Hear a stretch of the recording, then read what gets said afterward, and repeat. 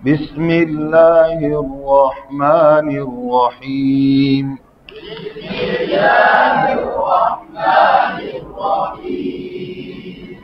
کتاب کا سبق دیکھیے صفحہ نمبر 26. متضادہ غیر متضادہ ہم نے پڑھ لی ہیں. ہر حرف میں پائی جانے والی صفات.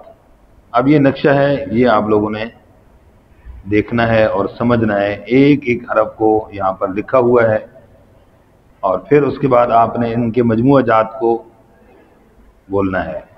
کیا لکھا ہے جی؟ شروع میں الف ہے جی، بولو الف. اب آپ دیکھیں گے کہ احسہ شخص سکت، اس میں ہے بھائی؟ نہیں ہے. ٹھیک ہے، تو اس طریقے سے ہم ان کو شمار کرتے جائیں گے. تو یہ دیکھو، اب جب ہم سے میں نہیں ہے تو پھر کیا ہوگی؟ اس میں جہر. عجیدو کا قطبتا، اس میں الف ہے؟ نہیں ہے. کس میں ہوگا؟ بولو. یہ طریقہ بتا رہا ہوں، ایک ہی مثال. ٹھیک ہے جی.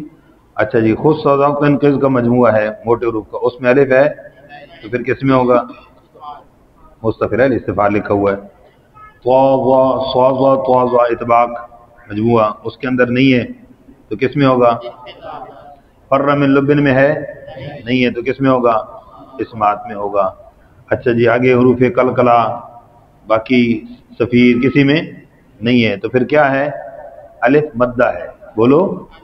اب یہ صفات عارضہ والی کیفیت جیسے بات ہے. اچھا جی، الف موٹا ہوتا ہے یا باریک ہوتا ہے؟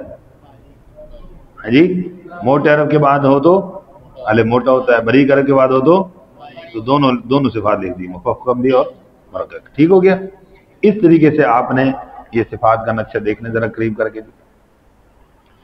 یہ کتابوں کے اندر فائدہ مکیہ میں بھی دیا ہوتا ہے اور بھی باقی دیگر کتابوں میں دیا ہوتا ہے. تو اس طرح ایک حرف کو لینا ہے اور اس کے بعد ان کے مجموعہ جات جو آپ نے پڑھے ہیں اس کو دیکھنا ہے. اس کے اندر ہے تو پھر اسی صفت کا نام آئے گا. وہ مجموعہ جات میں نہیں ہے تو پھر اس کے مقابل دوسری صفت کا نام آئے گا.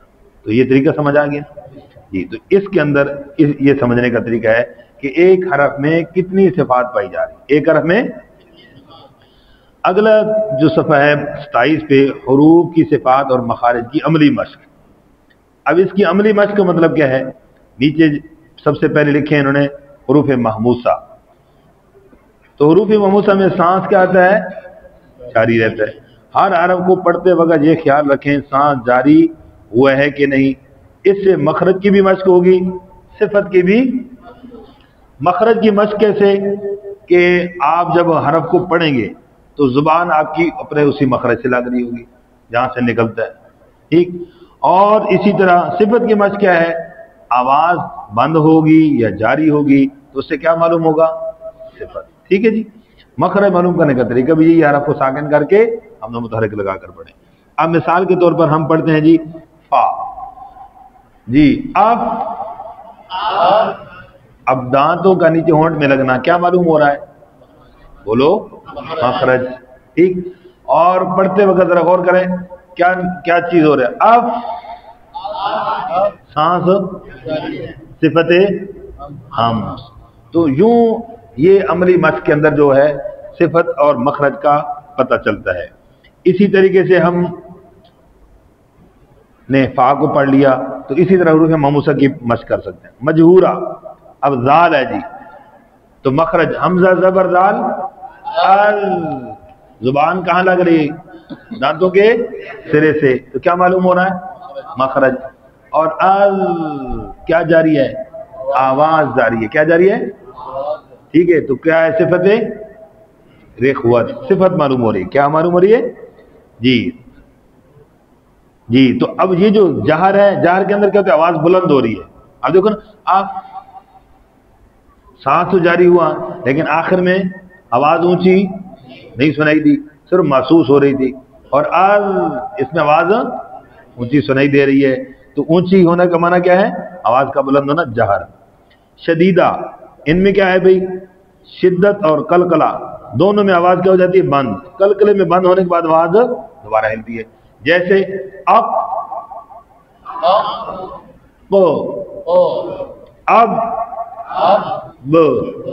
اب اکٹھا جب کریں گے تو پہلے آواز بند ہوگی شدت کی وجہ سے، پھر آواز ہلے گی قلقلے کی وجہ سے، اب یہ دونوں صفتیں اکٹھی ہو گئی۔ اپنی مشق کو سمجھ آ رہی ہے؟ اسی طریقے سے حروف متوسطہ، ان میں قدر آواز جاری رہتی ہے، جیسے جی، تو آواز کا مخرج سے نکلنا، دوسرا آواز کا جاری ہونا، قدر جاری ہونا رخوت اور متوسطہ ہے جی۔ شاباش۔ جی اسی طرح رخوہ کی مثال دے لیتے ہیں جی۔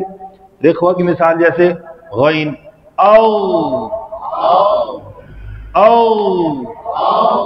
سمجھ آ گئی؟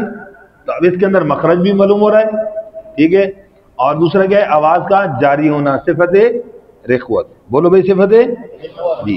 تو اس طریقے سے حروف مستعلیہ، مطبقہ، موٹے حروف، ان کی اس طرح اس کے اندر مشق ہوگی، تو آواز کا مخرج کا معلوم ہونا بھی اور صفت کا، تو مشق کریں گے انشاءاللہ۔